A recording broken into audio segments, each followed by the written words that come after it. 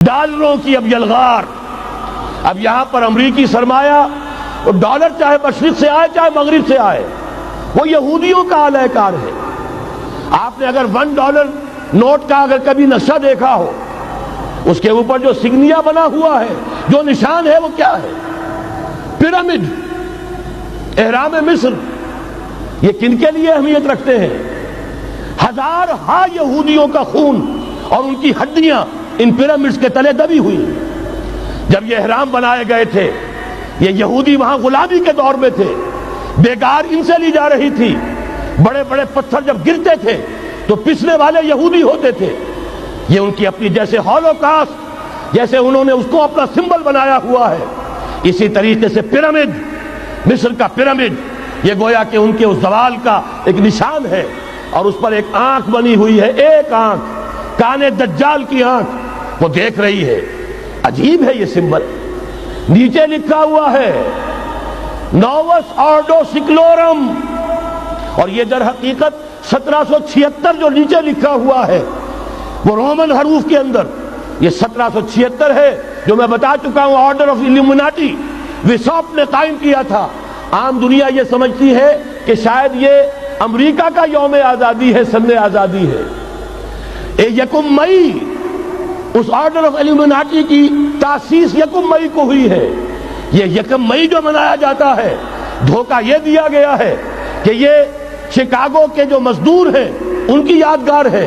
حقیقت میں یہ 1 مئی اور 1776 آرڈر آف دی الومناٹی کی تاسیس کی تاریخ ہے. ڈالر میرے اس دیش کو ناپاک نہ کرنا. اور میں تو انہیں داد دیتا ہوں جو کچھ انہوں نے، شاعر کہتے ہیں اس کو جو صاحب شعور ہے، اس صاحب شعور نے جو مشاہدہ کیا ہے کہ ڈالر آئے گا تو کیا آئے گا ہمارے ہاں.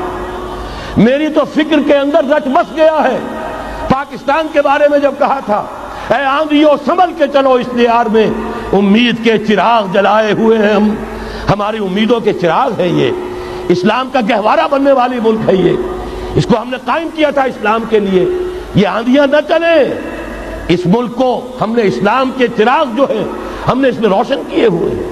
اے آندھیو سنبھل کے چلو اس دیار میں، امید کے چراغ جلائے ہوئے ہیں ہم. بہرحال یہ تیسرا سیلاب ہے، ننگی سرمایہ داری جس کی پھر لعنتیں ہوتی ہیں. ایک طرف فقر، ایک طرف احتیاج، ایک طرف بھوک، ایک طرف دولت کے انبار. پہلے بھی ہمارے ہاں فرق کم نہیں ہے، لیکن اب جو ہوگا اگر یہ بات پوری ہو گئی تو وہ ننگی سرمایہ داری. اور سرمایہ داری ہی در حقیقت یہود کا سب سے بڑا ہتھ کنڈا ہے.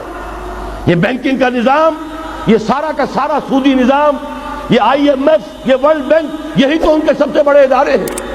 تو واقعہ یہ ہے کہ 3 طرف سے ہم پر حملہ ہو رہا ہے. اور یہ سود کے بارے میں کیا کہا تھا اقبال نے؟ از ربا آخر چمی زائد فتن، اس سود کے ام الخبائث کے پیٹ سے سوائے فتنوں کے اور کیا برآمد ہو سکتا ہے؟ کس نہ داند لذت قرض حسن، کسی کو قرض حسنہ کی لذت یاد نہیں رہی. بغیر سود کے قرض دو. تمہارے پاس فاضل رکھا ہوا ہے کسی بھائی کو دو کہ وہ اپنی معاشی گاڑی کا پہیہ چلا لے، پھر اصل واپس لے لینا. اگر اتنی ہمت نہیں ہے کہ ان تصدقوا فهو خیر لکم، صدقہ ہی کر دو تو سب سے اچھا ہے، دے ہی ڈالو اپنا فاضل سرمایہ. یسألونک ماذا ينفقون قل العفو، مت رکھو اپنے پاس، یہ گندگی ہے. لیکن اگر بڑے ہی کم ہمت ہو تو کم سے کم قرض حسنہ دو، اپنی اصل رقم واپس لینا. کس نہ داند لذت قرض حسن، از ربا جاں تیرا دل تو خشت و سنگ. اس لیے کہ سود کے ذریعے سے انسان کے اندر تاریکی پھیل جاتی ہے. دل جو ہے اینٹ کے مانند، پتھر کے مانند سخت ہو جاتا ہے، کٹھور. ثم قست قلوبکم فہی کالحجارۃ او اشد قسوہ.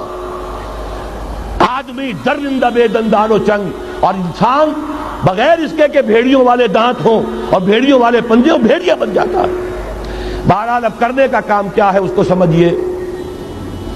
اس پوری صورتحال کا میں نے آپ کے سامنے نقشہ پیش کر دیا. ایک طرف مغرب سے نیو ورلڈ آرڈر، جو جیو ورلڈ آرڈر ہے، اس وقت کی سپریم پاور آن ارتھ امریکہ کی سرپرستی میں بڑی تیزی کے ساتھ حملہ آور ہے.